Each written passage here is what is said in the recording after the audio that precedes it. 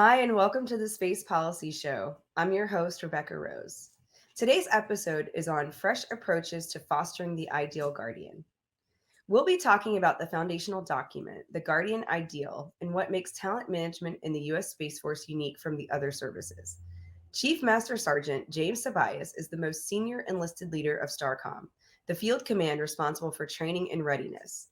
He'll be talking to Lina Cashin, retired Air Force and a senior project engineer in the Defense Systems Operation Group at the Aerospace Corporation.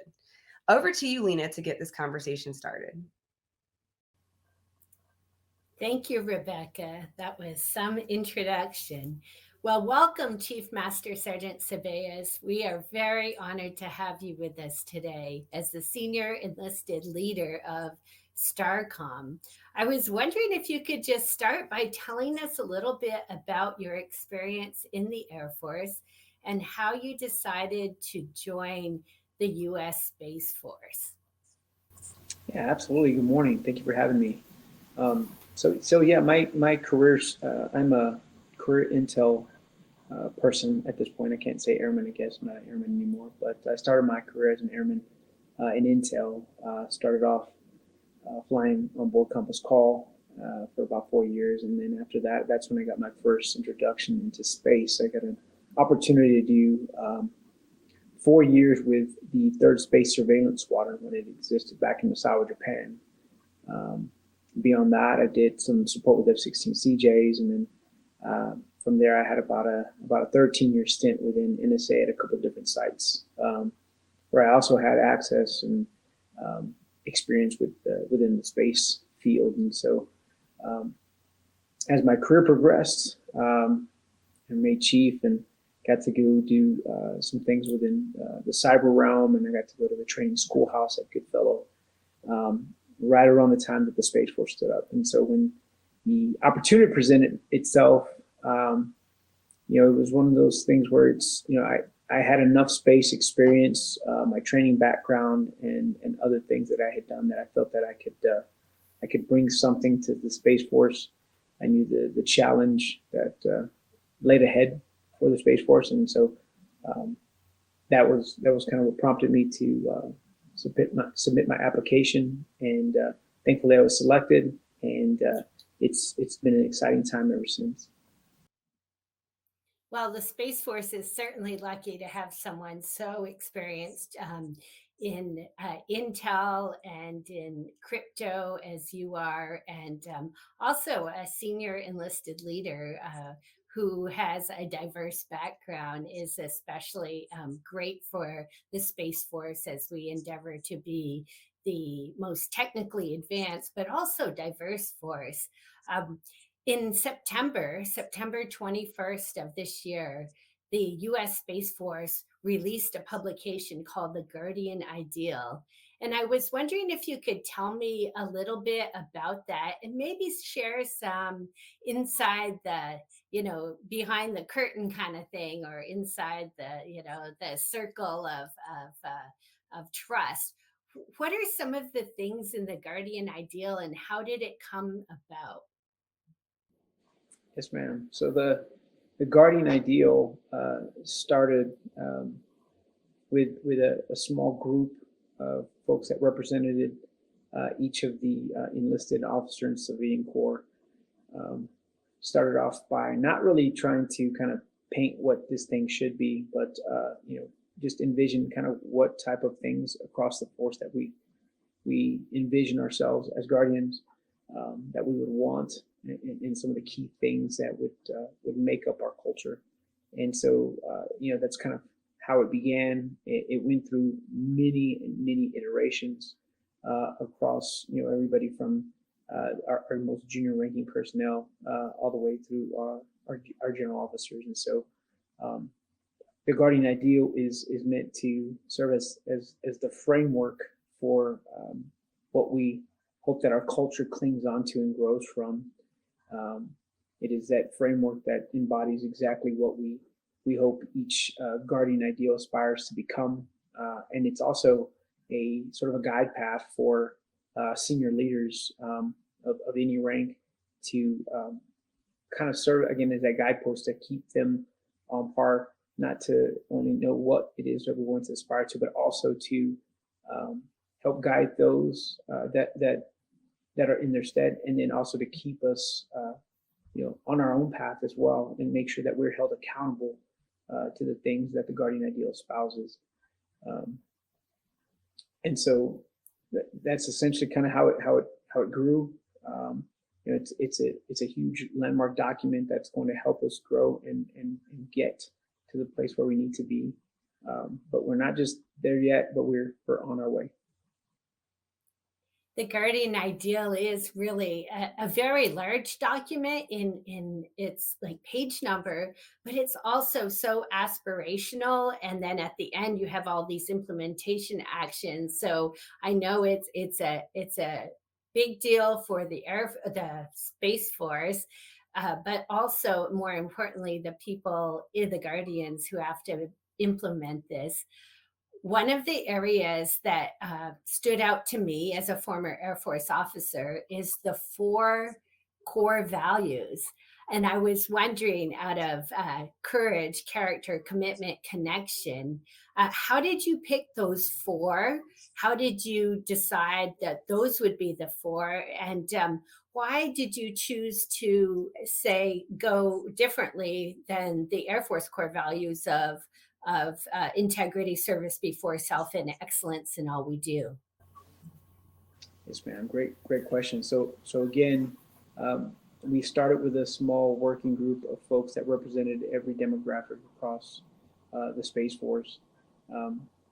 When specifically going after the core values, we didn't start with what words should we what words should we emulate, what words should represent us. In fact, we started with asking those working groups questions of what would they envision, and what would they relate to, those kinds of questions that were meant to kind of get at the core of what is important to those individuals within an organization. From there, again, we did multiple working groups, multiple iterations. We let the conversation from all those individuals help guide us towards the words that we eventually chose. There was surveys again out to our most junior folks, and even to our most senior. We got pretty close. I want to say maybe over the summer, and we did again another set of surveys, specifically asking what of those kinds of words resonate with folks. As you would imagine, the more senior folks, we were tied obviously to the Air Force core values, because that's what many of us grew up in. But seeing these words and seeing the definitions, and getting that opportunity to kind of peel back what was important to each of us is that culmination of all that data and input is what led us to these 4 words. The words weren't what we started with; it was the process that we followed to help get us there. And the reason for kind of shifting towards a different set of core values other than what the Air Force had, it wasn't that those values weren't meaningful and had had their own place, but we felt that it was essential for us to have our own core values, to be able to create our own culture, and one that meets the needs of our service, which is quite different than the Air Force or any other service. And so it wasn't done with any slight towards the Air Force core values. It was done to again create our own culture and identity. And these words, after the extensive amount of research and analysis, we felt that these were the words that best emulate what we feel the Space Force is and what we feel it will aspire and evolve to. I was wondering, on the 4 core values of character, courage, commitment, and connection, since we have a public audience here, many people might not be aware of how you define them, how you describe them, or more importantly, how you would see them implemented. I was wondering if you could just expound on that a little and share your experience of what you think they mean and how you educate the new Space Force Guardians on those core values. Yeah, absolutely. So I'll start from the top. Our first core value is character. We believe that investing in our guardians and helping grow them from where they are. As whether they're officer, enlisted, civilian, they all come from a certain background or a hometown, if you will. They all have their own experiences, and we feel we owe it to them to kind of teach them not just character but all core values and kind of help them understand what that means. Um, but by doing so and instilling the core competencies of what we believe a guardian is meant to emulate, we believe that that'll help build their character, build on top of what they bring to the service. A guardian character is one that acts in a way that does the right thing even when it's not popular. Um, and so, it's going to be something that we, for our enlisted folks and officers, we'll start a basic training in OTS, and we'll embed that into them, and we'll continue that through initial skills. The same with each value. But that's character in a nutshell. We believe that if we invest in our guardians such that making our guardians good people of character, they will in turn just naturally make the service better. The competencies that they do for their job are something that we can always teach and that we can always grow on and we can always rehabilitate. But building a guardian of character is going to be what makes the Space Force just that much more dynamic.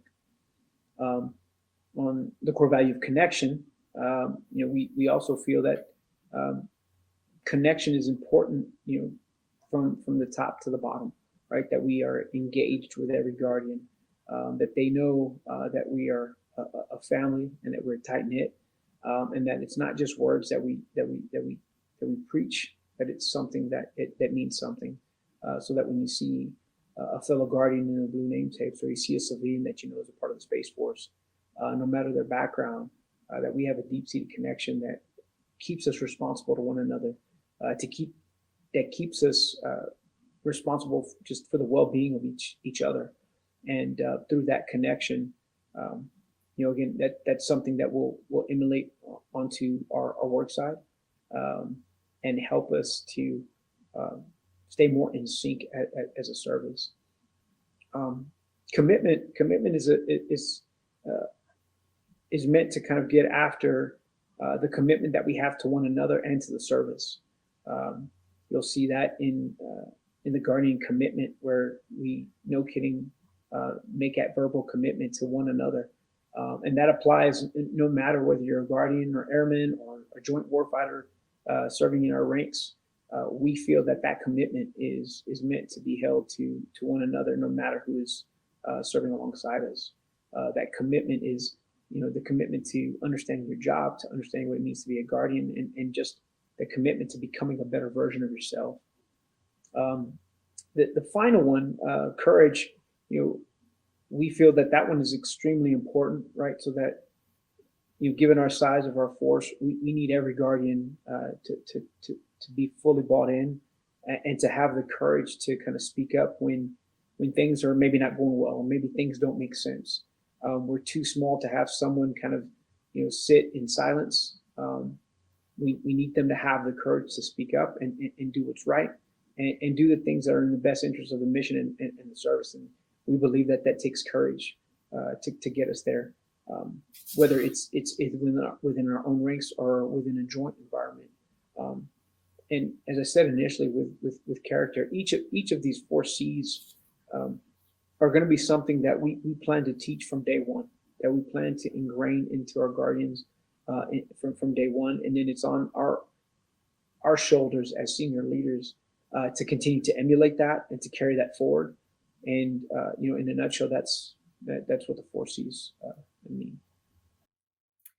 Thank you, Chief. That's going to be especially really useful to the Guardians who are going through the U.S. Space Force training and education program, especially when they get oriented into the Space Force.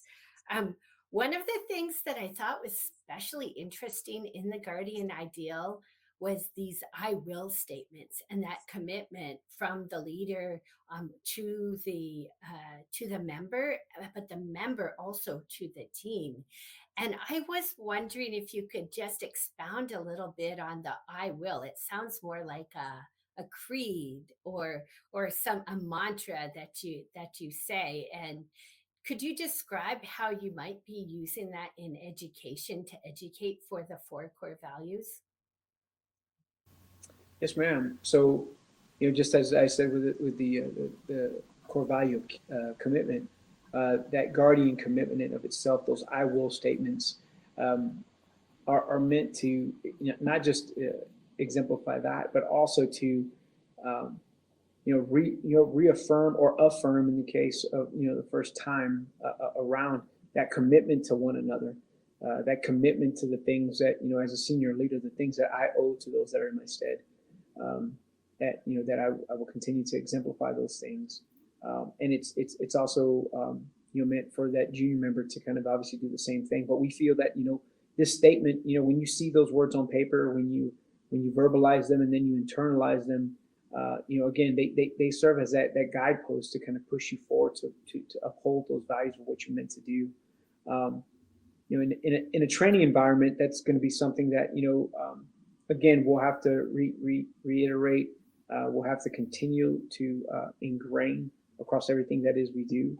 I think each of those I will statements has a different applicability from basic or OTS, through your tech school and into your mission. And then as the more junior folks grow into their own leadership roles, those I will statements will be, again, that reaffirmation of what it is that they owe, not just to themselves, but to those that they serve, and that they serve with. And so we believe that statement, saying those words, affirming it, through that commitment, again, just it solidifies it within each individual and how important it is to be committed to one another and to be committed to the mission. Well, in addition to the I will statements, which provide a really great affirmation from the leader and the member back to the leader and the team, one of the areas that I found really insightful and kind of progressive was the whole section you have on the Guardian Ideal about resiliency. In fact, I'm going to read a little bit about the section of resiliency. It talks about acknowledging that stress, adversity, and struggle is a part of the human condition. And it says that it's integral in how we connect, engage, develop, and care for our guardians and their families. And so it goes on to talk about the approach of pillars being mental, physical, social, and spiritual. And I wanted to ask you, what things are you doing? What type of areas are you looking at in the Space Force to make the Space Force uniquely a force or a workforce that cares about the well-being of the individual? And how are you going further with those projects and those four pillars? Yeah, so great question, and a great point of the guardian ideal. And so, um, you know, this is one of those things that, just as the ideal states, it is a human condition. We realize that, people are human and that they have struggles, they have challenges, no matter their rank, no matter their position. It is a human thing. And the reason that is so important is that, oftentimes, especially I can say as a military member, we tend to not be given the space to acknowledge some of those things, right? They sometimes have maybe negative connotations if we do those things. And what we want in the Space Force is to not look at it in that light. We want to know that it is, again, it's part about being human, right? We all struggle, from the 4-star to the 1-striper, to the brand new civilian. We all have challenges in our life, be it work or personal, spiritual, or whatever the case may be. And so, resiliency, is more than just some annual training and things like that. It's meant to be part of our lifestyle as well, right? That we're constantly looking out for one another, that we acknowledge that it's okay if we struggle, if we fail, and guide people through what that means. And so, again, from a training perspective, obviously we plan to address that from basic training and all the way up. And again, we plan for it to not be again just another CBT or anything kind of like that that you take. We are in the process of building up resiliency teams. Um, we also plan to kind of build on some of the things that other services have in terms of having those that are able to help us available to us at every level. And then further, we hope that through the training and education that we provide to our guardians, that after a certain amount of time, that um, our guardians will be further steeped in what it means to be resilient, and what it means to care for one another, what it means to get help, and to guide you through the struggles of everyday life. And those are just some of the approaches that we're looking at, the things that we're building up. Um, but like with everything else, this is all a work in progress. As we're you may have heard the phrase, it's like building the plane while you're flying it, building the satellite, if you will, while we're flying it. And so these things are things that we are definitely focused on, because again, it all comes down to the guardian individual, right? We believe that investing in the individual, but investing in them equally, will allow them to become the best versions of themselves, and resiliency plays a huge part in it. Chief, thanks for those comments on resiliency. That is so important, to be a very strong mental, spiritual, and physical specimen that the Guardian is looking for, that the Space Force really needs. One of the areas that the Space Force has endeavored to be is the digital force of the future. And that provides an interesting, maybe, challenge or opportunity about recruiting and retaining people. How do you recruit and retain for such a technologically advanced force, but also focusing on a diversity that you want to encourage and promote? Yeah, so that is a pretty significant part of our approach. From a recruitment standpoint, we just started over the last month or so, um, transferring some Air Force junior ROTC organizations um, across the country into Space Force junior ROTC units. We have two currently, one in North Carolina and one in Las Vegas, and we've got about another 8 to go that we plan to convert over. And so we believe that's going to be one aspect from the recruitment standpoint, that we start to kind of put that into the high schools, with a focus obviously towards STEM and the technologically savvy type of individual. Um, that there's also going to be an approach where in every December, where we try to get into as many elementary schools as we can as well, just to kind of make them known, make the Space Force known to those individuals, just so that those young students can at least understand that that's an option that they can pursue one day, should they so be inclined. Um, but those that we are recruiting today, we are thankful in that the folks that are coming to us to be a part of the Space Force, they are already emulating what we hope to become in the future. Folks that are focused on STEM, and focused on technology, and more importantly, focused on being a part of something that is different, and that they understand the reason that we exist, and they all want to be a part of that. And so um, it's amazing to see the people that are coming in today into the Space Force, what they're bringing, their talents. Our I'll speak on the enlisted recruitment. Um, the word that we've got out on the street right now is at least initially appearing to work pretty well. Um, be it a commercial, or the efforts that our recruiters are actually going after. A few months back, we did actually identify about 30 recruiters of the Air Force, since we are still relying on the Air Force for that service. But these 30 are dedicated Space Force recruiters, and so they're getting trained up on the things that we value, and on the big programs that we're pushing, in the direction that we're heading. And again, we're seeing great results there. On the retaining side, that's that's something that when you go into the Guardian Ideal, specifically where we talk about developing and employing talent, that essentially equates to talent management. We believe that the approach that we're taking is completely different. One of the huge benefits of our size is that we are able to get after things from a talent management perspective that you couldn't in the other services. The numbers just don't allow it, and so giving tailored feedback to individuals and helping them become the best version of themselves, helping them to achieve the goals that they want through assignments and other things, other means, whatever their goals may be. We believe that talent management approach, that tailored approach, is going to help us, retain folks in the service. We have a couple other programs that we're trying to work through to figure out how we want to do them, where we incentivize our guardians based on the experience that they bring. And we believe that that coupled with the other initiatives that we spoke about today, that connection, the investment in resiliency and investment in individual guardians based on where they are at in their career and in their life and what they want to achieve. We believe all those things will help in the retention realm.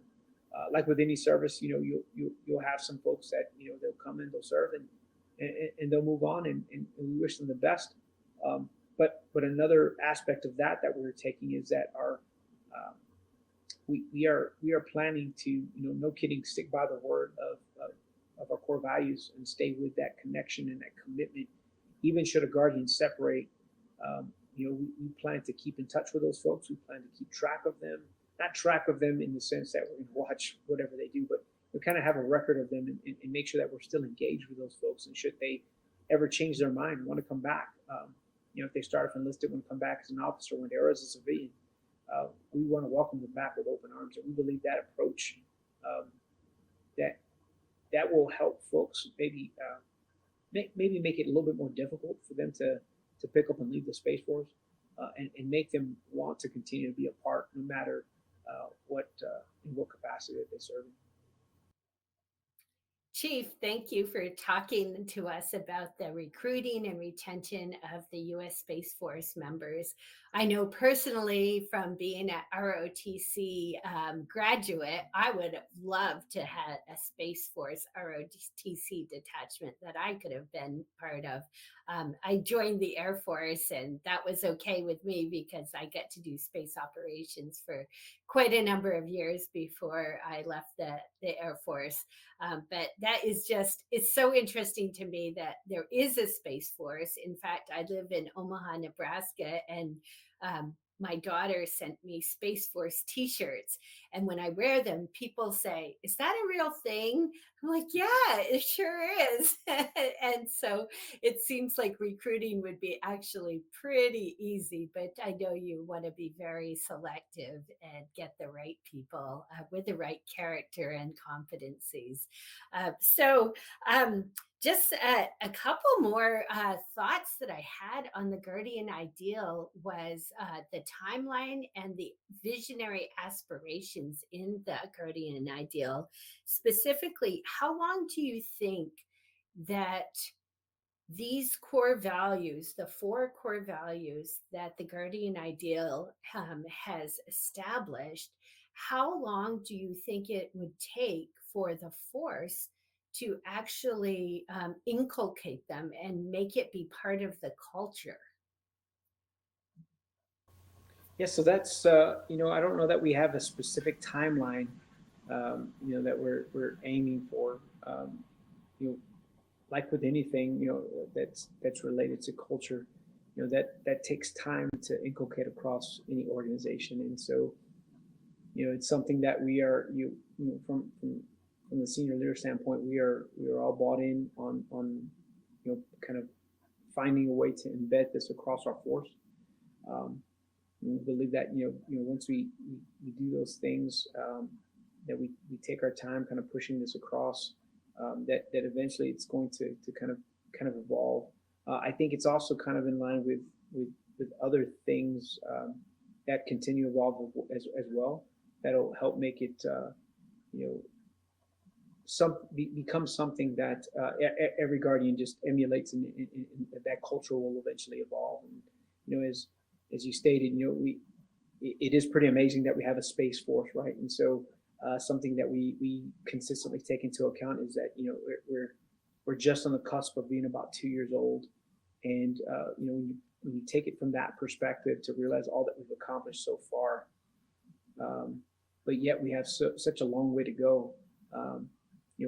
Embedding those 4 C's in the Guardian Ideal is going to take time, right? It's going to take time for us to get to that point, because we've got so many different things that we still got to continue to grow from basic military training to initial skills training, bringing on not only airmen that came from different backgrounds like myself and Intel. We have cyber airmen, we have engineers, we have acquisition personnel, bringing them all in, whether they had space experience or not, just teaching them what space is and introducing them to our culture and identity. That's another aspect it's going to take time. And then, we're right now in the throes of bringing over sister service members that are coming from the Army and the Navy and the Marine Corps. Same thing there. They just like airmen were raised in a different service with a different set of core values and a different mission focus. And so as we bring all of these individuals together to create the Space Force team, again, I don't know that there's a timeline on how long it will take. But I can tell you that, the folks that we have brought over, even our sister services, the few folks that I've had the privilege to be around, they are all in on the Space Force. And so I know in those individuals, the airmen that we brought over, the sister service members that we brought over,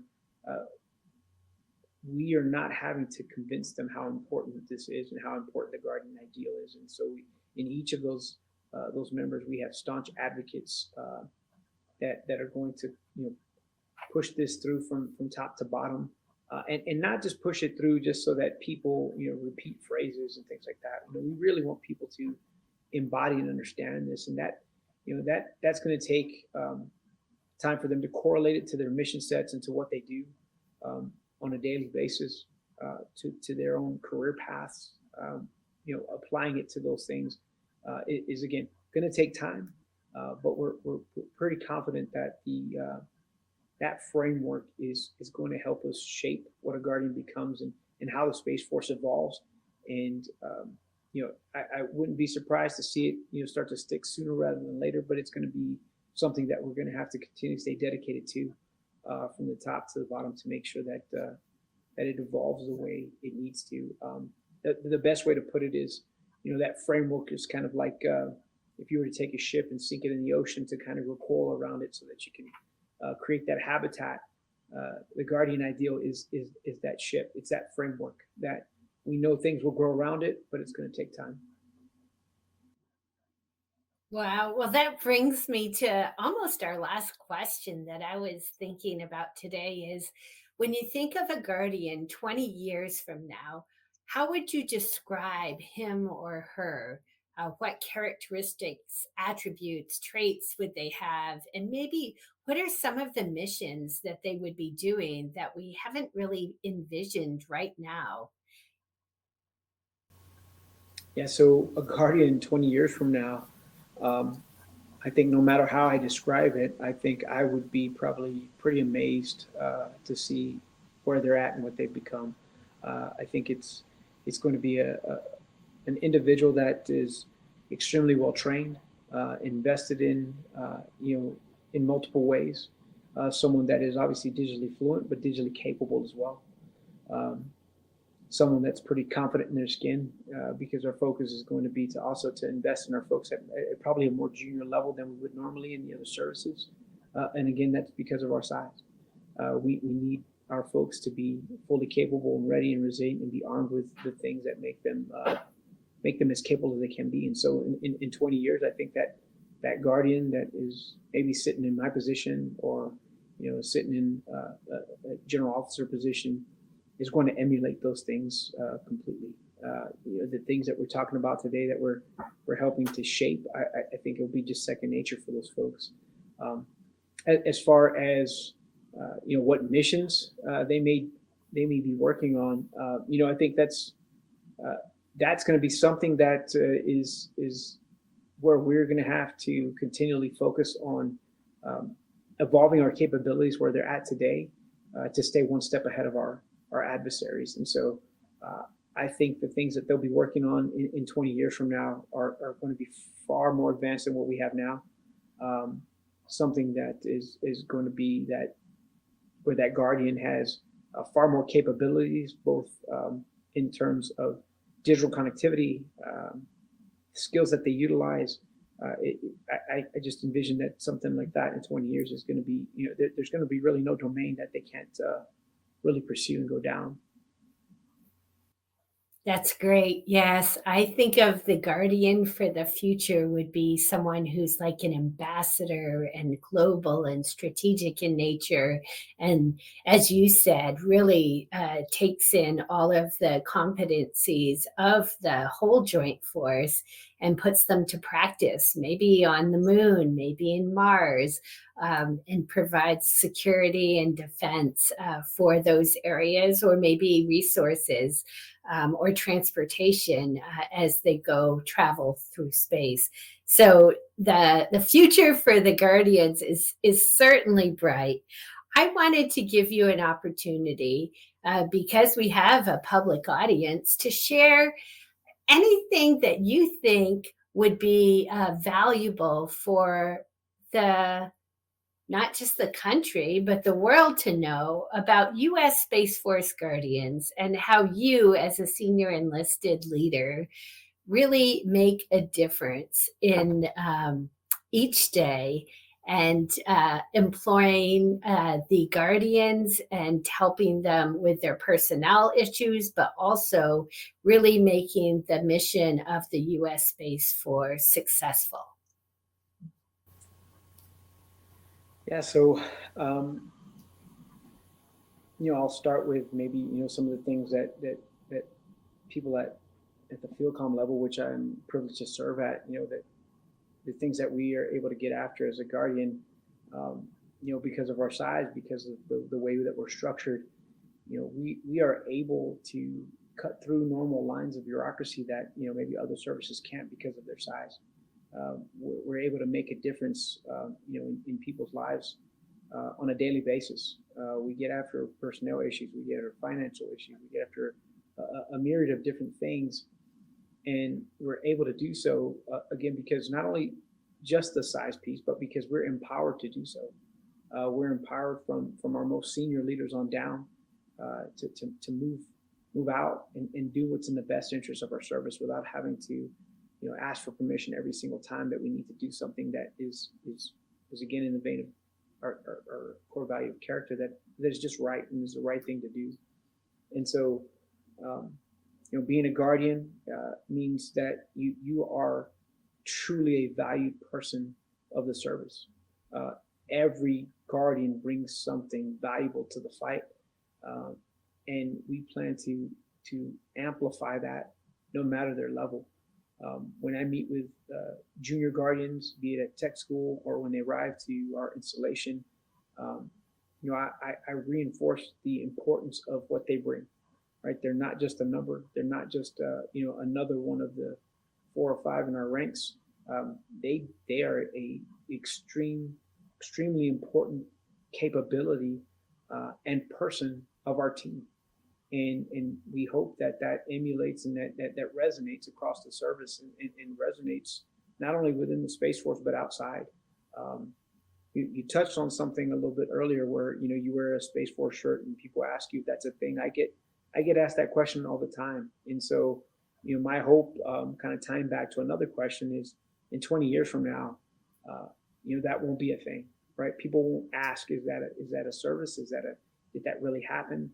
They'll know that it is because of what we bring to the fight and the capabilities that we show in everything that we do.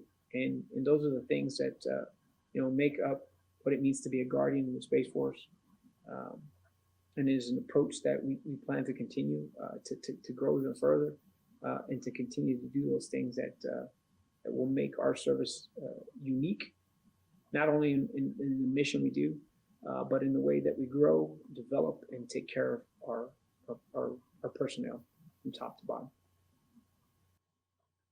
Chief, thank you so much. It's been my pleasure and honor to talk to you today and share the Guardian ideal and the four core values, the four C's, to the public audience. I think this was a great opportunity for us to share this with the public. And I think at this point, we'll just close and over to you, Rebecca. And thank you, Lina and Chief Master Sergeant Seballes, for getting us familiar with force and people development in the Space Force. And thanks to our out of this world production team, Colleen Stover, James Liggins, and Jordan Bingham. Check us out on Twitter using hashtag the Space Policy Show. Sign up for our news and alerts at aerospace.org/policy. And be sure to look for our podcasts and share your favorite episodes with colleagues. We look forward to having you tune into the next episode of the Space Policy Show. And until then, take care.